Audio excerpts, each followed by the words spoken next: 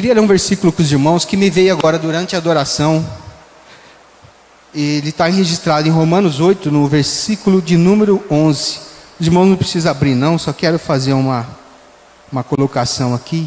Diz assim o versículo: se o Espírito daquele que ressuscitou a Jesus dentre os mortos habita em vocês, aquele que ressuscitou a Cristo dentre os mortos também dará vida aos vossos corpos mortais, por meio do seu Espírito que habita em vocês. Se o Espírito daquele que ressuscitou Jesus dentre os mortos habita em vocês. Irmãos, olha que tremendo poder existe em cada um de nós. É o Espírito Santo. E a Bíblia fala assim que o Espírito que ressuscitou Jesus Cristo dentre os mortos. Irmãos, vamos só imaginar uma colocação aqui. Muitas vezes a gente sente um peso, né? Dá a impressão que a gente está tão pesado e está difícil adorar a Deus, está difícil pelas circunstâncias, enfim. A Bíblia fala que Jesus, ele tomou sobre si todas as nossas dores e enfermidades. Agora imagina, irmãos, o meu peso, só o meu peso, que às vezes parece que vai me derrubar, me amacetar, ele foi sobre Jesus. Agora imagine o peso de toda a humanidade, durante todas as gerações. A Bíblia fala que ele levou na cruz do Calvário. E todo o pecado da humanidade veio sobre ele. E ele foi levado na cruz. E a Bíblia fala que quando Jesus ele foi levado às profundezas. Ele foi levado às profundezas por quê, irmãos? Por causa do meu e do seu pecado. O nosso pecado levou ele lá para baixo. Mas quando ele chegou lá no inferno, ele não podia ficar lá, porque nele não havia iniquidade. Ele carregava as nossas, mas nele não. Então não houve legalidade para Satanás segurá-lo lá embaixo. E a Bíblia fala que o Espírito de Deus, ele resgatou Jesus das profundezas e trouxe e levou ele às alturas, às mais altas alturas, para ele ser adorado e reverenciado. Então você imagina, irmãos, o tremendo poder do Espírito Santo que agiu naquele momento para puxar Jesus Cristo dentre os mortos. E a Bíblia fala que esse mesmo poder age em nós. Olha como nós somos especiais. Olha como dentro da nossa vida existe algo tremendo e especial que nos faz diferenciado. Irmãos, uma coisa que eu acho interessante no nosso caminhar com Jesus Cristo é às vezes um sentimento de a gente se sentir especial. Fico imaginando assim, né? Vamos fazer só uma imaginação. O Rafael, ele está lá sentado no colo de Jesus. Está lá sentado no colo de Jesus e adorando Jesus. E eu estou chegando por perto. Eu falo assim: Senhor, fala para o Rafael pegar um pouquinho de água, só para desocupar o lugar para mim ficar no colo de Jesus. E a Bíblia fala assim que quando Jesus ele esteve na terra, os discípulos, eles disputavam quem ficava mais próximo de Jesus. Eles disputavam. Quando a mãe, né, os filhos de Zebedeu, Tiago e João, ela chegou e falou para Jesus: permita que ele se assente à sua direita e à sua esquerda, né, quando o Senhor estiver no seu trono.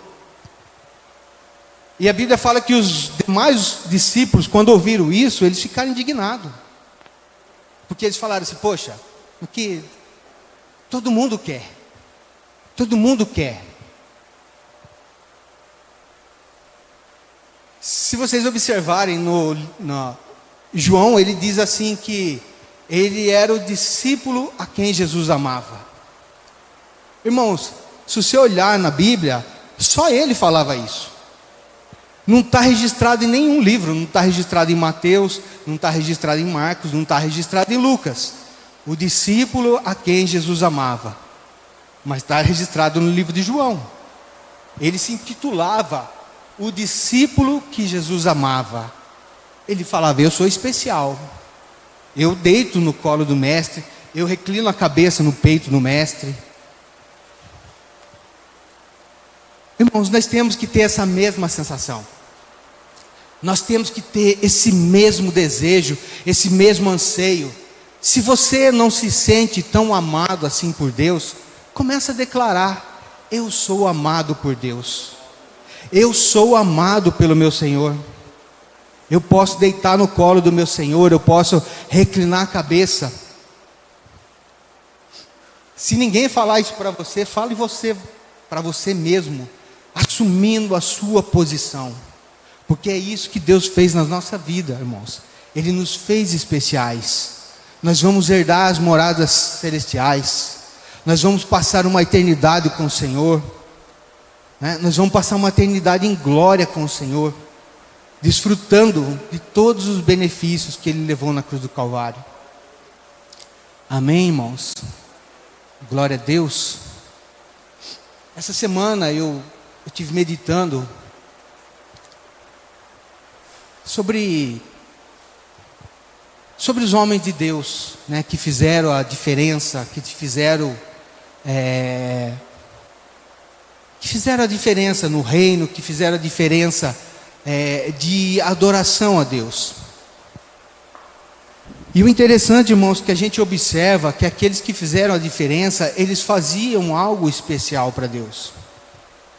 Eles tinham um compromisso, né? Eles tinham dentro deles mesmo o desejo de servir ao Senhor. E eu estive meditando sobre Davi, né? A Bíblia fala que Davi, ele levantou um tabernáculo para adoração. Ele quis ter um lugar dele especial, de relacionamento com o Senhor. Ele quis ter um lugar onde ele se encontrava com Deus. E é tão interessante, irmãos.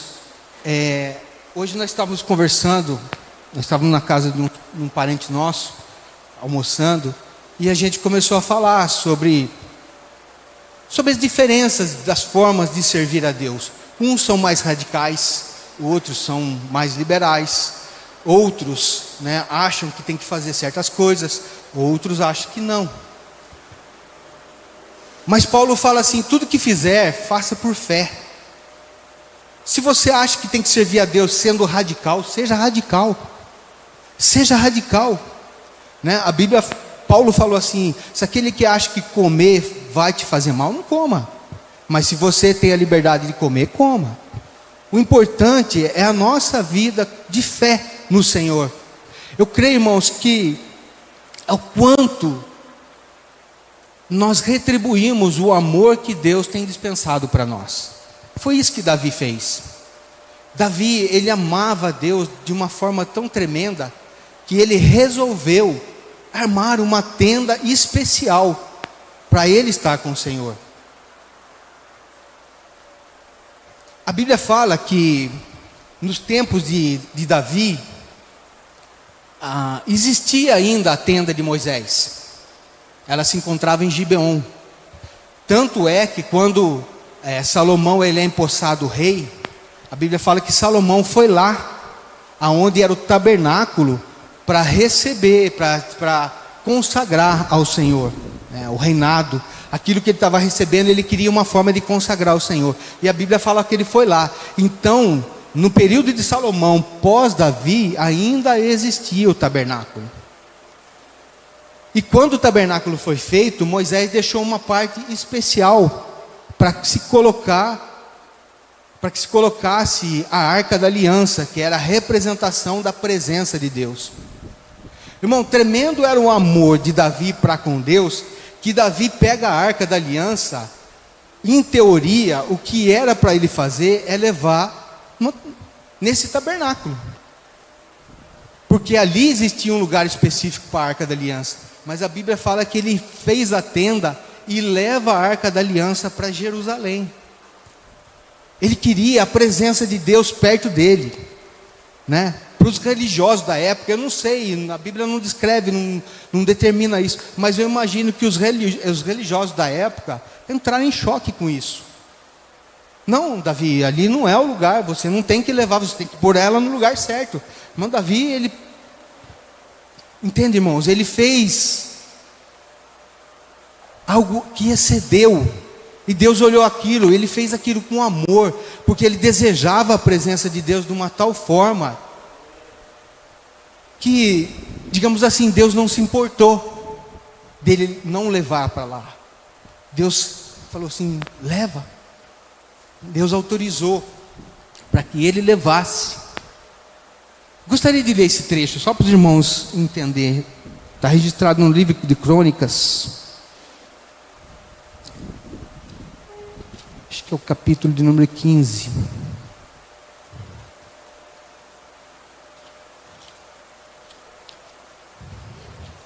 Primeiro Crônicas.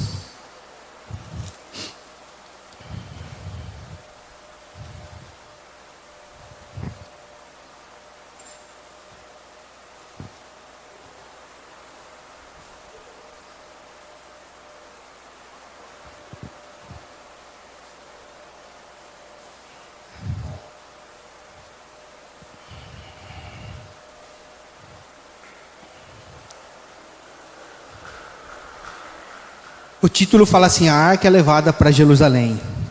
E o rei Davi construiu para si um palácio, com edifícios e casas na cidade de Davi. Cidade de Davi é Jerusalém. E preparou um lugar especial para receber a arca de Deus, e ergueu uma tenda para abrigá-la. Ah, que tremendo, irmãos. Sabe, eu me pego nesses detalhes da palavra de Deus, né? Nessas coisas que homens de Deus excederam, eles fizeram a diferença. E foi tamanha a aprovação dele para com Deus,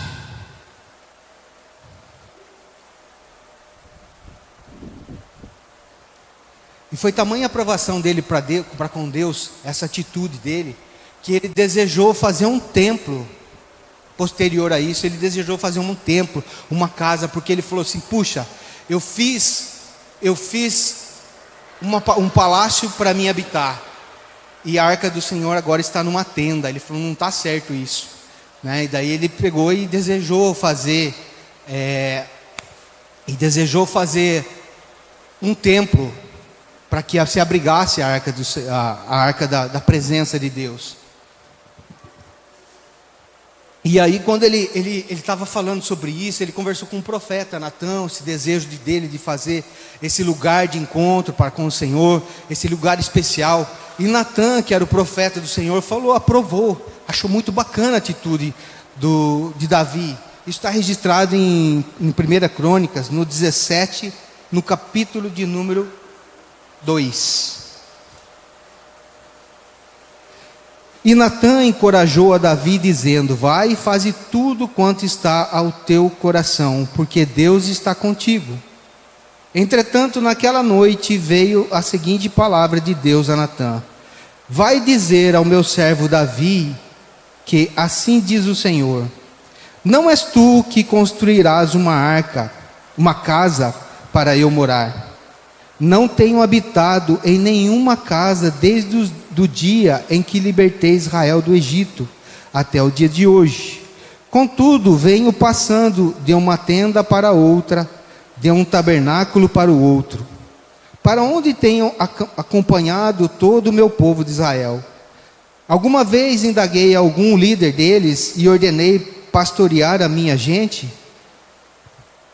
Por que não me construiu um templo de cedro puro? Agora, portanto, vá e diga ao meu servo Davi: assim declara o Senhor dos Exércitos: eu te darei das pastagens onde cuidavas das ovelhas. Eu te tirei das pastagens de onde cuidava das ovelhas, para que fosses príncipe sobre a minha nação de Israel. Caminhei contigo por todos os lugares por onde andaste, e destruí todos os teus inimigos de diante de ti.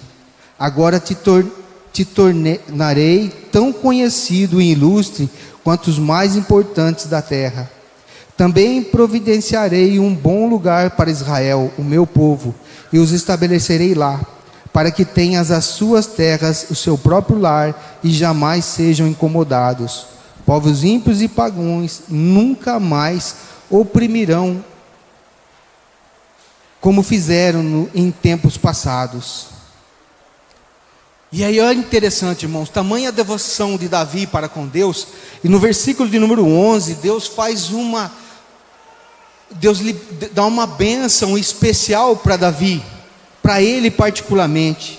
Quando teus dias se completarem na terra, sua vida chegar ao fim, e fores descansar com os teus pais, providenciarei um sucessor da tua descendência, e escolherei um dos teus filhos. Eu pessoalmente estabelecerei rei deles, e assim ele edificará uma casa para a minha pessoa. Eu firmarei o trono dele para sempre. Eu serei o seu Abba, e o pai e mestre, e ele será o meu filho, e jamais desviarei dele o meu amor, como tive que fazer com Saul. Eu farei líder do meu povo e do meu reino para sempre, e o seu trono e governo durarão eternamente. Irmãos, eu acho linda essa palavra, porque a gente quando está lendo, a gente sabe que Salomão foi o sucessor de Davi, e ele era filho de Davi. Mas quando Deus está falando essa palavra para Davi, ele não estava falando de Salomão, ele estava falando de Jesus Cristo. Porque Jesus Cristo veio da descendência de Davi, e Deus estabelece ali que Davi jamais seria esquecido no reino de Israel. Esse dia eu estava vendo um vídeo de um estudioso, e ele estava falando que até esses dias, até os nossos dias, tudo que se faz em Israel, ou a maioria das coisas que se faz em Israel, ainda leva o nome de Davi. Alguém vai montar alguma coisa nova lá, casa de Davi, não sei o que lá de Davi, tudo ainda é referenciado a Davi, né? Tamanha foi a devoção desse homem para com Deus, tamanha foi a atitude dele de adoração. A gente sabe que Davi cometeu muitos erros, muitas falhas, mas em todas elas ele se redimia para com o Senhor, ele se voltava para com o Senhor, e ele servia e adorava a Deus. Amém? Glória a Deus. Na verdade, isso aqui era uma introdução que eu queria fazer com os irmãos, e ressaltar essa condição, né, de nós somos especiais para com Deus. Nós somos especiais, e Deus ama quando a gente toma uma atitude de adoração a Deus, uma atitude de estar na companhia do Senhor, de fazer exceder. Não sei qual, de repente, né, cada um tem a sua, como eu estava falando, cada um tem o seu jeito de adorar, o seu jeito de servir ao Senhor, contanto que você faça por fé, e você faça o seu melhor, e você exceda no seu melhor, para apresentar a Deus. Eu tenho certeza que Deus ama isso, né? E Deus ama, né, nos servir. Deus ama nos servir. Eu falo isso, irmãos, porque lá em Israel, quando o povo vagava pelo deserto, né, e eles clamaram que queriam comer carne, Deus tinha suprido a necessidade dele, que é o maná. Até hoje nós entendemos que o maná era o suprimento de uma necessidade. Comer carne era luxo, né? Comer carne, não precisava comer carne, mas a Bíblia fala que eles desejaram carne, e Deus mandou codornizes. Deus não mandou eles caçar codorna. Ó, vou liberar para vocês podem caçar codorna. Vai caçar codorna. A Bíblia fala que um vento muito forte rajou durante toda a noite e trouxe codornas, né? Eu imagino que dos 4 cantos da terra, porque para suprir a alimentação de um povo que vagava no deserto. Uma vez eu vi na rádio o cara fazendo uma colocação de que para alimentar um dia de refeição de toda aquela população que vivia no deserto, eu não lembro direito, mas eles compararam em vagões de trem, era muito vagões, tipo uns 50 vagão de alimento lotado para abastecer o povo a cada refeição. Imagine tamanha foi a provisão do Senhor para com aquele povo. E comer codorna era luxo. E Deus mandou para eles, porque eles desejaram. Então Deus, Ele tem prazer em satisfazer os nossos desejos. Assim como o de Davi também.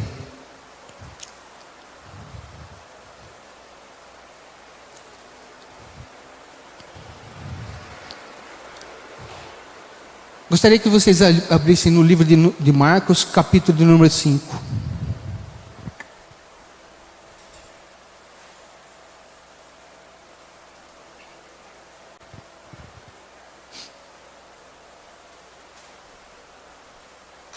Obrigado, irmão. É o 5:36.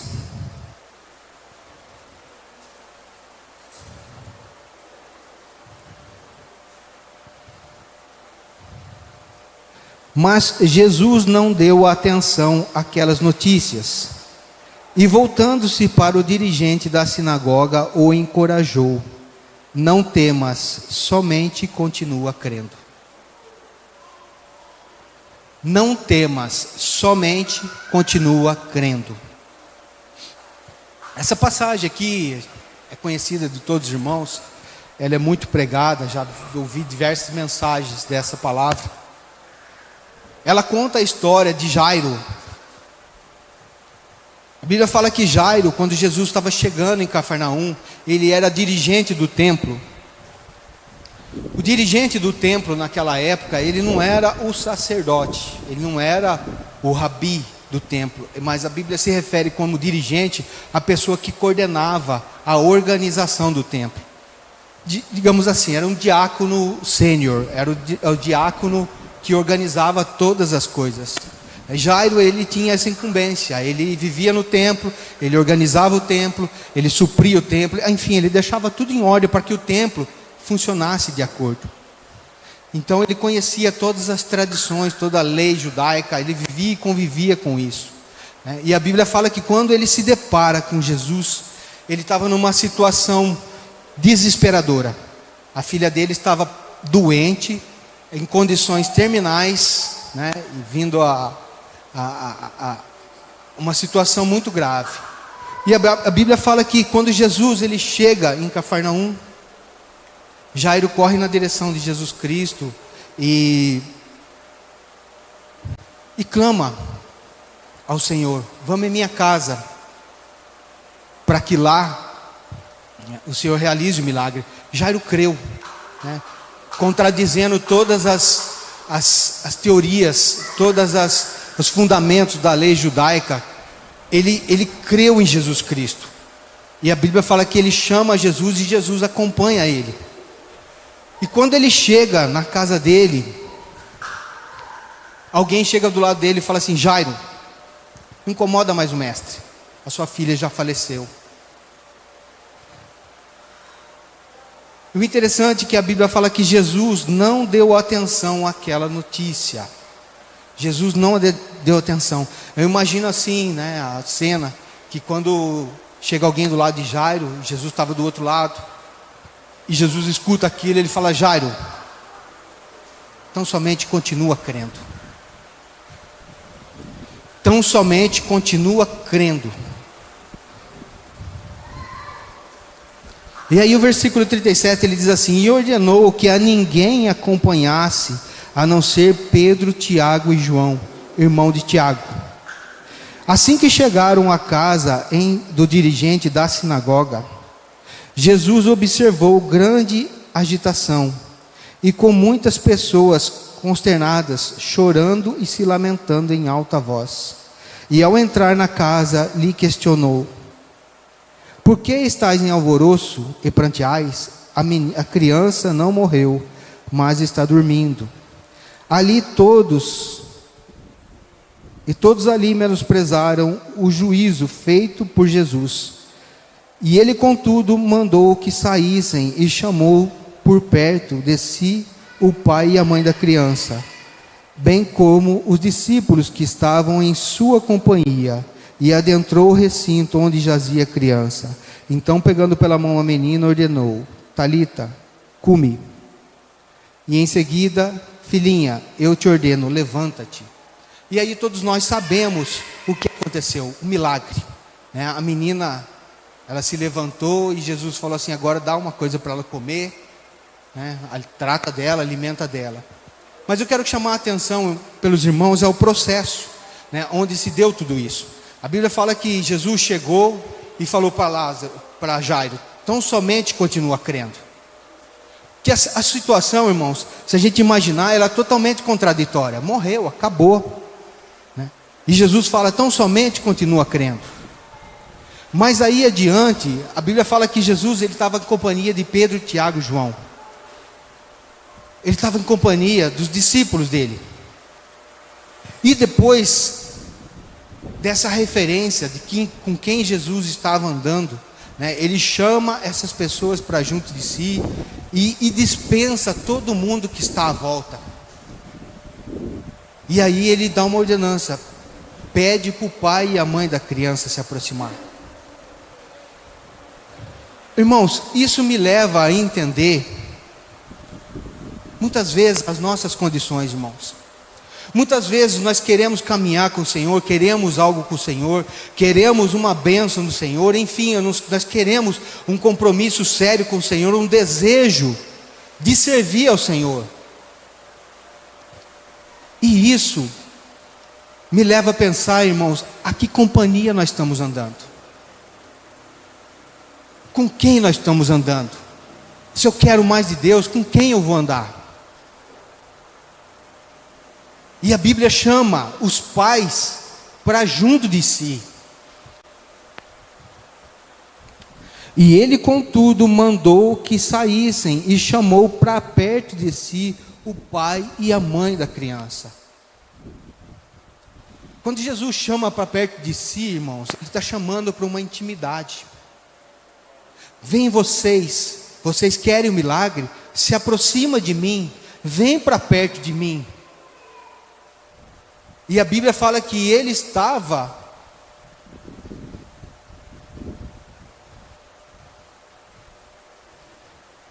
bem como os e chamou para perto de si o pai e a mãe da criança, bem como os discípulos que estavam em sua companhia, e adentrou no recinto onde jazia a criança. Então Jesus chama para um nível mais íntimo, num lugar, num recinto fechado. E é interessante que Jesus chama na companhia dele os discípulos que estavam com ele. A Bíblia ressalta: os que estavam com ele. Irmão, você quer ter intimidade com o Senhor? Você quer ter um relacionamento? Você deseja algo precioso do Senhor? Cola em quem anda com o Senhor. Cola em pessoas que têm um compromisso com o Senhor, que caminham com o Senhor, que desejam estar com Deus, que desejam caminhar com o Senhor.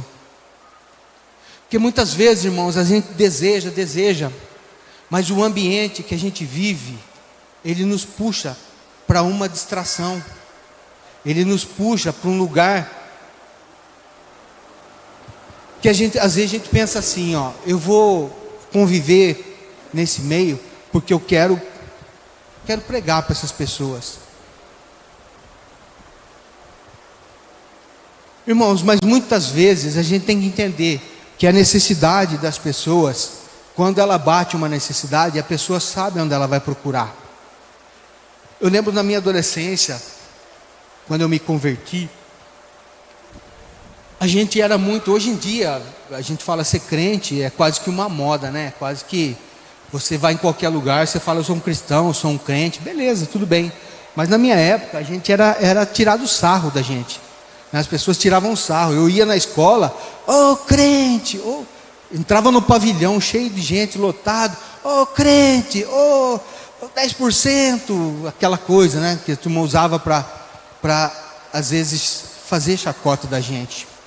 E eu lembro, irmãos, que eu tinha um amigo, e ele era muito extrovertido, um cara muito brincalhão. E ele, quando ele apontava, eu apontava em qualquer lugar, eu entrava em qualquer lugar, eu via ele, irmãos, eu já saía de lado, porque esse cara, ele colava em mim, e, crente, não sei o quê. E quando aconteceu aquela situação com o Jimmy Swaggart, né? Não sei se os irmãos que é mais antigo lembram, né? Nossa, eu na escola virei, você viu o seu pastor, você viu não sei o quê, e aquele sarro e aquela... Mas o interessante, irmãos, quando ele teve uma necessidade muito forte, né? Houve na casa dele uma separação dos pais, enfim, a casa dele virou no pé do avesso. A quem ele foi procurar? Em quem ele foi se aproximar? Do crente. Ele queria ouvir uma palavra, ele queria, né, abrir o coração. Ele abria para quem? Para o crente. Então, irmãos, o ambiente, às vezes, onde a gente vive, não que a gente vai se excluir, mas a gente tem que prestar atenção se as conversas, elas não condizem com aquilo que você crê, com aquilo que você vive, e as pessoas não querem te aceitar naquela hora, se afasta. Não fica ali. Não fica ali. Porque é muito complicado, irmãos. Vem aqui um pouquinho, Liane. Só usar uma suposição para os irmãos. Imagine aqui, uma pessoa que está embaixo. Eu estou em cima, né? E eu quero puxar ela para cima. E ela me puxar para baixo. Irmãos, quem é mais fácil? Eu trazer ela para cima ou ela me levar para baixo? Pela física, quem está embaixo tem mais. Então é nisso que a gente tem que prestar atenção, irmãos. Se você está andando com pessoas, ou você está ouvindo pessoas que não agregam nada para você, afasta, né? Afasta. Jairo precisava do milagre. E a Bíblia fala que o que? As pessoas tiravam chacota de Jesus. As pessoas riam pela colocação, ela não está morta, ela vive. Por quê? Jesus Cristo via o lado espiritual, ele via a realidade do Espírito. Então ele proferiu naquela hora, ela não está morta, ela vive. E as pessoas zombavam. O que Jesus Cristo fez? Sai todo mundo daqui. Sai todo mundo daqui.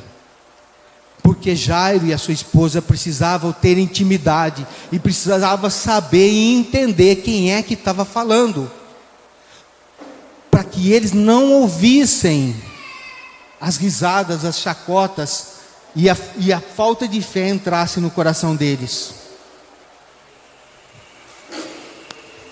Aí Jesus chama para junto dele, para que eles pudessem receber o milagre. Amém, irmãos? Estão entendendo? Caminhar com Jesus, se você quer Jesus, cola em quem fala uma palavra de Deus para você. Cola em quem tem um compromisso de Deus com você, né? Não, a gente não precisa, a Bíblia fala assim que não precisamos apartar do mundo, né? Mas da aparência do mal nós devemos fugir. Amém? A Bíblia fala isso. Então, se você está na roda de escarnecedor, sai dela. Sai dela, porque isso, irmãos, ela vai que nem... Às vezes você fala assim, mas eu estou orando, eu estou meditando na palavra. Aquilo que eu falei, irmão, quem está embaixo, ele tem mais facilidade para puxar quem está em cima do que quem está em cima puxar para baixo. E muitas vezes, aquela zombaria, aquelas risadas, as brincadeiras inoportunas, elas vão devagarzinho fatiando você. Fatiando você, fatiando você. A hora que você menos espera, te roubaram a fé. O inimigo, ele é astuto, irmãos. O inimigo, ele é sagaz. Quando Israel, eles viviam, a Bíblia fala que eles se desviavam da fé, né? E adoravam os deuses dos filisteus, e adoravam as coisas que não eram. Aí a gente você está lendo a Bíblia, você fala assim, mas como é que pode? Eles presenciaram tanto milagre do Senhor, presenciaram tanta coisa, e de repente eles estavam se voltando para Baal. Como que pode? Tem um versículo na Bíblia que diz assim, e tudo lhes era muito sutil. Eu penso, irmãos, que quando eles iam, a Bíblia fala que eles adoravam Baal, ou se desviavam da fé, ou se desviavam de Deus, era tão astuto, tão as coisas que quando eles percebiam, eles já estavam. Se vocês prestarem atenção, quando eles fizeram o bezerro, quando Moisés estava no monte para receber as tábuas da lei, e eles criaram um bezerro, né, que o próprio Araão, que era irmão de Moisés, fundiu o animal. A Bíblia fala que eles cuidavam que aquele animal era Deus. Eles criaram a imagem daquele animal para representar o Deus que eles criam. Só que, quando Moisés desce, a Bíblia fala que a tábua, estava escrito assim: não farás para ti imagens de escultura. E quando Moisés desce e ele vê aquela aberração, a Bíblia fala que Moisés quebrou a tábua da aliança, quebrou a tábua da lei. Por que ele quebrou a tábua da lei?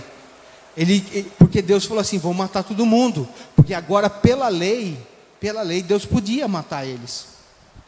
E Moisés, ele quebra a tábua da lei porque ele não queria uma condenação sobre aquele povo. Ele queria a misericórdia do Senhor.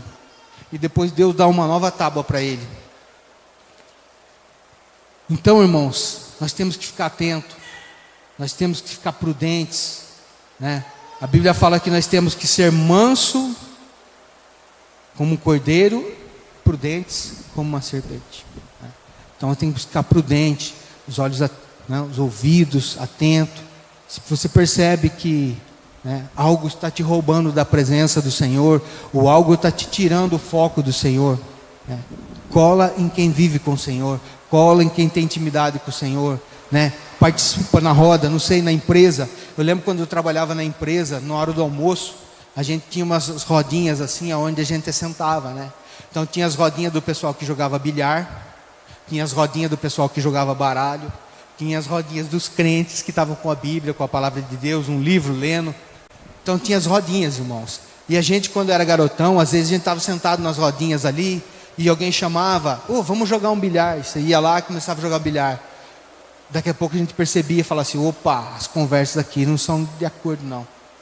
Então, irmãos, era gostoso jogar bilhar, era gostoso. Eu nunca joguei carta, nunca aprendi a jogar carta, mas era gostoso aquela comunhão de estar ali jogando, brincando. Mas as conversas não faziam parte do que eu cria. As conversas não faziam parte daquilo que eu vivia. Então eu me afastava, porque eu queria o quê? Eu queria ter intimidade com o Senhor. Então eu sentava nas rodinhas dos irmãos crentes, os irmãos de maior idade, os irmãos mais velhos. E ali também, né, eu via muita coisa: está sentado com os velhos, está sentado com os... Mas é aquelas pessoas que me traziam, né, aquilo que eu queria realmente, né, uma experiência com o Senhor, uma intimidade com o Senhor. Então vamos caminhar nisso, irmãos, lembrando dessa condição, né? Jairo, Deus ele age de milagre de diversas formas. Aqui ele representou uma, né? E nessa mesma passagem fala também da mulher do fluxo de sangue, que simplesmente tocou em Jesus e recebeu a graça naquele momento exato, né? Uns só toca, né, porque a condição de fé já está pronta para receber. Outros precisam caminhar com o Senhor, assim como Jairo.